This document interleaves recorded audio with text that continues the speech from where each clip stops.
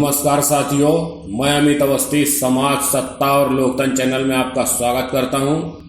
साथियों, बेरोजगारी जैसा कि हम सभी जानते हैं कि बहुत ज़्यादा बढ़ती जा रही है, लेकिन मैं आज आपको बताऊंगा बेरोजगारी होती कितने प्रकार की है। यह समस्या चाहे विकासशील देश हो या विकसित देश हो, दोनों में ही ये समस्याएं होती हैं। तो आइए आज समझते हैं कि बेरोजगारी किसे कहते हैं और ये कितने प्रकार की होती है। साथियों, बेरोजगार उस व्यक्ति को कहा जाता है जो कि बाजार में प्रचलित मजदूरी दर पर काम तो करना चाहता है, लेकिन उसे काम नहीं मिल पा रहा है। और बेरोजगारी की परिभाषा हर देश में अलग अलग होती है। जैसे अमेरिका में यदि किसी व्यक्ति को उसकी क्वालिफिकेशन के हिसाब से नौकरी नहीं मिलती तो उसे बेरोजगार माना जाता है। विकासशील देशों में निम्न प्रकार की बेरोजगारी पाई जाती है। नंबर 1 होती है मौसमी बेरोजगारी। इस प्रकार की बेरोजगारी कृषि क्षेत्र में पाई जाती है। कृषि में लगे लोगों को कृषि की जुताई, बोवाई, कटाई आदि कार्यों के समय तो रोजगार मिलता है, लेकिन जैसे ही कृषि कार्य खत्म हो जाता है वो सारे लोग बेरोजगार हो जाते हैं।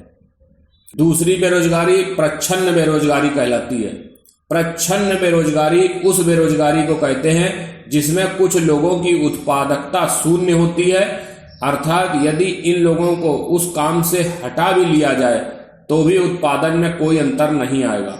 जैसे यदि किसी फैक्ट्री में 100 जूतों का निर्माण 10 लोग कर रहे हैं और यदि उसमें से 3 लोग बाहर निकाल दिए जाएं तो भी 100 जूतों का निर्माण हो जाए, तो इन हटाए गए 3 लोगों को प्रच्छन्न रूप से बेरोजगार कहा जाएगा। भारत की कृषि में इस प्रकार की बेरोजगारी बहुत बड़ी समस्या है। नंबर 3 जो है वो संरचनात्मक बेरोजगारी बोली जाती है। संरचनात्मक बेरोजगारी तब प्रकट हो जाती है जब बाजार में दीर्घकालिक स्थितियों में बदलाव आता है। उदाहरण के लिए भारत में स्कूटर का उत्पादन बंद हो गया है और कार का उत्पादन बढ़ रहा है। इस नए विकास के कारण स्कूटर के उत्पादन में लगे मिस्त्री बेरोजगार हो गए और कार बनाने वालों की मांग बढ़ रही है। इस प्रकार की बेरोजगारी देश की आर्थिक संरचना में परिवर्तन के कारण पैदा होती है। दोस्तों, और दूसरी तरह की बेरोजगारी जो होती है वो विकसित देशों में मिलती है।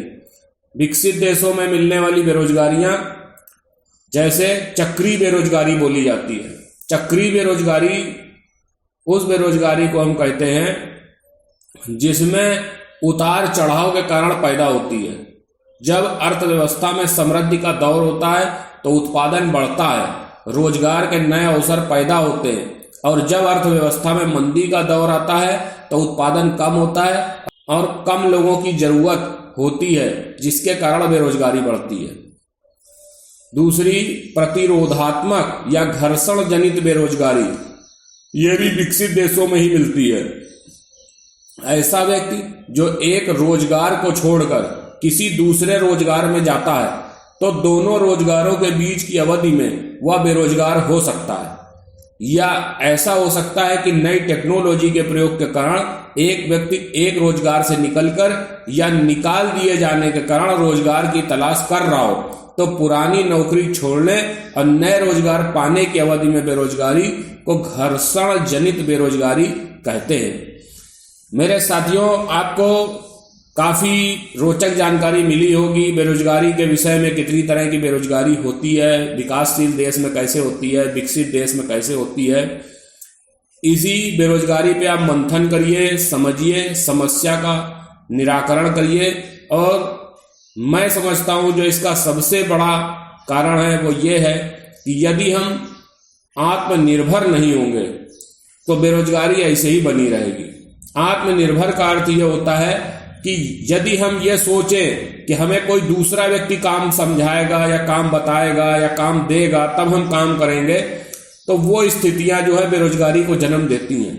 मैं ये समझता हूं यदि हम स्वयं आत्मनिर्भर बने, यदि हम सोच लें कि हम भले छोटा काम करेंगे लेकिन ये काम करेंगे और हमें काम बताने वाला कोई नहीं चाहिए, हम अपने दिमाग का इस्तेमाल करेंगे और काम करेंगे, तो निश्चित रूप से यदि प्रत्येक व्यक्ति इस तरीके से सोचने लगे, बेरोजगारी की समस्या काफी हद तक आप समझ सकते हैं कि निपट सकती है।